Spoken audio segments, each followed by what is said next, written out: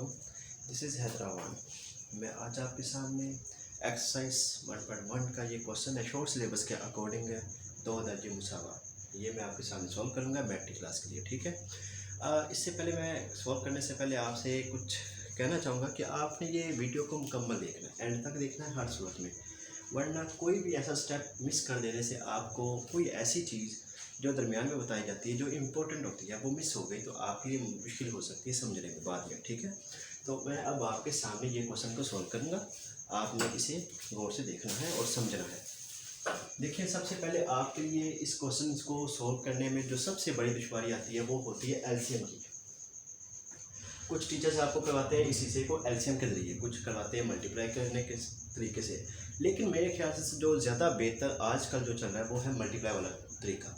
क्योंकि ऐसा है कि एलसीएम बहुत सारे लेवल पे जाके बच्चों को नहीं आता, तो आपने ये वाला मेथड जो मैं यूज़ करूँगा, आपने इस मेथड को याद रखना है और इसी मेथड को अडॉप्ट करते हुए इस क्वेश्चन को सॉल्व करना है। चलिए आए हम क्वेश्चन की तरफ आते हैं। देखिए, ये मैंने आपके सामने क्वेश्चन लिखा हुआ है, इसे आपने सॉल्व करना है।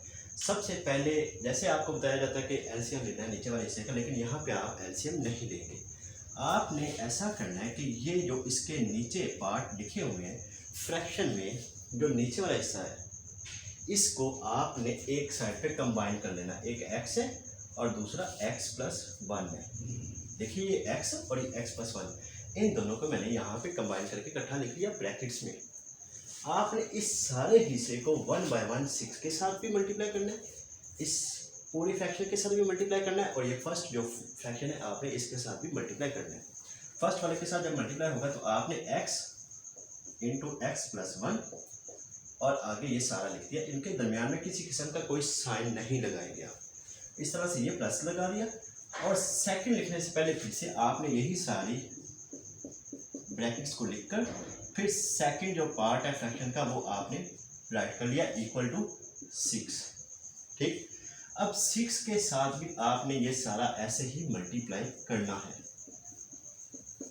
मल्टीप्लाई करने के बाद अब आपने इस हिस्से को सॉल्व करना है, तो आपके पास सॉल्व करने में ज़्यादा आसानी हो जाएगी। इस हिस्से में देखें x+1, ये x+1 मुकम्मल कट जाएंगे, ये रह गया x और ये x और x दोनों मल्टीप्लाई होंगे तो ये x का स्क्वायर हो जाएगा, क्योंकि जब भी दो वेरिएबल्स मल्टीप्लाई होते हैं तो उनकी जो पावर्स होती हैं वो ऐड हो जाती हैं। इसकी पावर 1 है, इसकी पावर 1 है, तो वो पावर 2 हो जाएगी। प्लस इसमें ये x इस x के साथ कट जाएगा, यहाँ पे रह जाएगा x+1 और ये x+1। आपने इनको ऐसे ही एज इट इज़ ब्रैकेट्स में लिख देना है। लास्ट में रहता है इक्वल की दूसरी साइड का हिस्सा, इसमें आपने सबसे पहले 6 को इस फर्स्ट वाली ब्रैकेट के साथ मल्टीप्लाई करना है। 6 को x के साथ मल्टीप्लाई किया तो ये हो गया 6x। आगे वाली ब्रैकेट आपकी same to same as it is ऐसे ही लिखी जाएगी। अब नेक्स्ट स्टेप जो है वो आपकी थोड़ा सा एक डिफरेंट स्टेप है, उसमें क्या, ये हिस्सा आसान है, ये हिस्सा आसान है, मेन चीज़ ये चीज़ है, ये दो ब्रैकेट है, इनको सोल्व करना। जैसा कि आपको पिछली वीडियोस में दिखाया गया होगा कि कैसे दो ब्रैकेट्स को मल्टीप्लाई करते हैं, लेकिन यहाँ पे आप उस तरीके से भी मल्टीप्लाई कर सकते हैं। आप इसको किसी और तरीके से मल्टीप्लाई करना चाहें तो भी कर सकते हैं। आपने सबसे पहले बस कोशिश करनी है कि हर एलिमेंट को दूसरे किसी एलिमेंट के साथ मल्टीप्लाई लाजमी हो। मीन्स देखें, ये सबसे पहले x² आपने ऐसे ही लिख लिया, ठीक। सेकंड, जब आपने इन ब्रैकेट्स को मल्टीप्लाई करना है, आप वही तरीका यूज़ कर ले जो सबसे पहले आप यूज़ करते रहे हैं। पिछली वीडियोस में मैंने आपको इसके बारे में डिटेल से बताया हुआ है, आप उन वीडियोस के देखेंगे तो आपको ज़्यादा क्लियर हो जाएगा कि दो ब्रैकेट्स कैसे मल्टीप्लाई होते हैं, और ये बेस करती है पूरे अलजेब्रा पे। अगर ये चीज़ आपको नहीं आएगी तो आपको आगे किसी भी अलजेब्रा में कोई भी क्वेश्चन समझ नहीं आएंगे। अब इनको मल्टीप्लाई करने का तरीका ये है, सबसे पहले आपने इस ब्रैकेट का जो सबसे पहला पार्ट है x है, आपने इस x को लिख लिया, इस ब्रैकेट का x, और दूसरी ब्रैकेट आपने कंप्लीट इसके साथ ऐसे ही लिख लेनी है x+1 करके। इस बात को मैं दोबारा से रिवाइज कर देता हूँ। आपने पहली ब्रैकेट का जो x है उसे लिखकर दूसरी ब्रैकेट आपने सेम टू सेम उसके साथ मल्टीप्लाई करने के तौर पे लिख देनी है। इसका सेकंड पार्ट है +1, आपने +1 लिखा और ये सारी ब्रैकेट को फिर से इसके साथ लिख दिया। देखिए, मैंने जो यहाँ पे काम किया वो ये किया है कि x को पहले इस सारी ब्रैकेट के साथ मल्टीप्लाई किया, फिर इस +1 को इस बाकी सारी ब्रैकेट के साथ फिर से मल्टीप्लाई किया, और यहाँ पे ये +1 मुकम्मल मैंने लिखा है। तो आप ऐसे करेंगे तो आपके लिए आसानी रहेगी। दूसरी तरफ 6x को जब x के साथ मल्टीप्लाई करेंगे तो 6 के साथ यहाँ पे 1 है, 6 1 10 6, x और x दोनों मल्टीप्लाई होके तो ये x का स्केयर बन जाएगा। प्लस ये प्लस और इसके साथ प्लस होता है, ये प्लस का साइन आ जाएगा। 6 को 1 से मल्टीप्लाई किया तो 6 1 10, 6 साथ में x भी साथ एज इट इज ऐसे ही आ जाएगा। अब आपने इन ब्रैकेट्स को मल्टीप्लाई करना है और आगे आपका क्वेश्चन सॉल्व हो जाएगा। देखिए x के प्लस x को x के साथ मल्टीप्लाई किया तो ये x का स्केयर हो गया, प्लस प्लस प्लस x को 1 से मल्टीप्लाई किया तो ये फिर से x आ गया, प्लस 1 को अब x के साथ मल्टीप्लाई करना है तो 1x को मल्टीप्लाई, ये मल्टीप्लाई आपने 6-7 की क्लासेस में पढ़ा होगा, लेकिन आपको फिर से मैं बता देता हूँ। आपने जब भी मल्टीप्लाई करते हैं तो इनकी पावर ऐड हो जाती है। ये तो हो गया। जब आप एक वेरिएबल को एक कांस्टेंट से मल्टीप्लाई करते हैं तो आपने उस कांस्टेंट के साथ लिख देना होता है।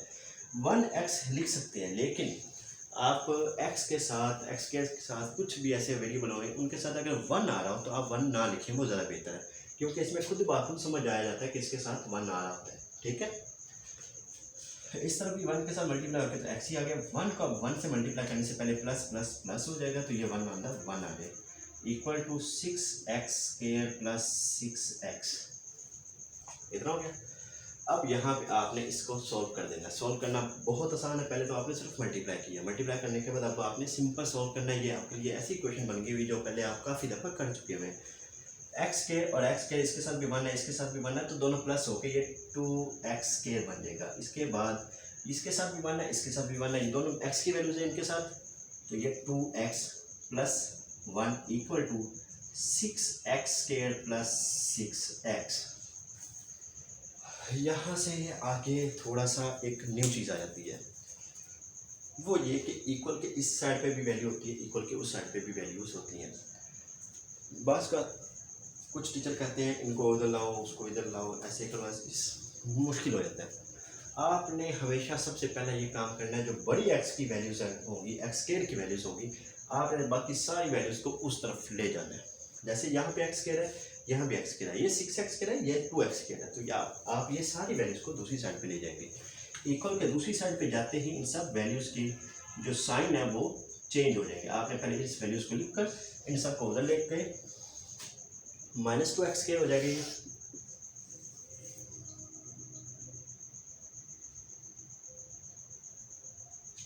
प्लस 2x इस तरफ आके -2x हो गया, ये +1 इधर आके -1 हो गया। अब आप इनको सॉल्व कर लें या तरतीब से लगा के सॉल्व कर लें, कोई इसमें इशू नहीं है। आप तरतीब अगर लगाना चाहते हैं तो सबसे पहले आप x स्क्वायर की वैल्यूज लिखेंगे, x स्क्वायर की वैल्यू ये है, दूसरी x स्क्वायर की वैल्यू ये -2x है। इनको लिखने के बाद आप सिंपल x वाली वैल्यू लिखेंगे, जैसे +6x और -2x, लास्ट में आपका आ जाएगा ये वाला 1 इक्वल टू 0। अब आप इनको सॉल्व करेंगे, आपके पास एक इक्वेशन बन जाएगी। देखिए ज़रा, 6x स्क्वायर में से 2x स्क्वायर माइनस किया तो ये आ गया 4x square equal to 0, plus 6x है, ये -2x है।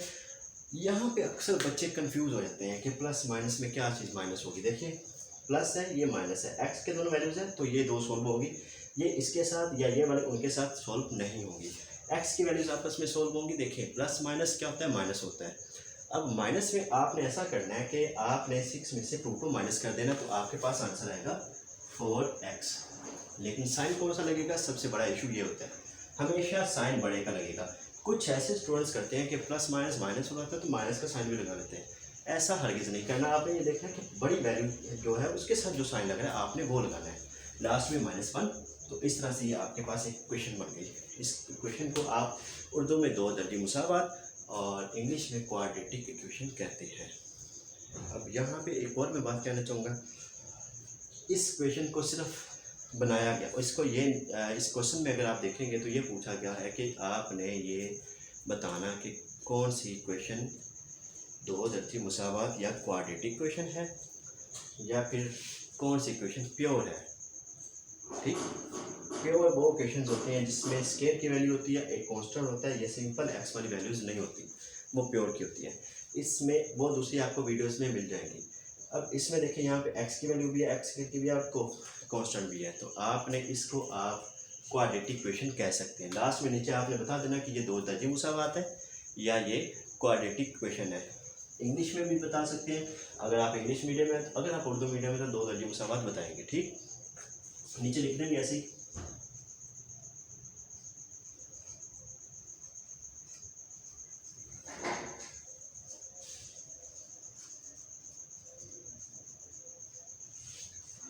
Quadratic equation. अब यहाँ पे एक और चीज़ बताना चाहूँगा, आप इस तरह के मज़ीद क्वेश्चन को सॉल्व करना चाहते हैं या इस तरह की कोई भी ऐसी चीज़ जो आपको समझ में नहीं आ रही हो, या इस टॉपिक में कोई ऐसा कोई स्टेप है जो आपको समझ ना आया हो, या कोई छोटा सा पॉइंट पूछना हो अगेन से, तो आप इसको कमेंट सेक्शन में लाजमी पूछ सकते हैं। आपको उसका लाजमी तौर पे रिप्लाई भी मिलेगा। और इसके आखिर में मैं आपसे ये कहना चाहूँगा कि आप इस चैनल को सब्सक्राइब कीजिए, और नीचे आपको वीडियो के नीचे सब्सक्राइब का बटन आ रहा होगा, आपने वहाँ पे क्लिक करना है, और साथ में बेल आइकन है। बेल आइकन से आपको आगे आने वाली हर वीडियोस की नोटिफिकेशन मिलते रहेंगे। इस तरह से आपको ये मज़ीद आने वाली वीडियोस के बारे में इंफॉर्मेशन वक्त बाद वक्त मिलती रहेगी। तो आपका इस क्वेश्चन करने के बाद शुक्रिया।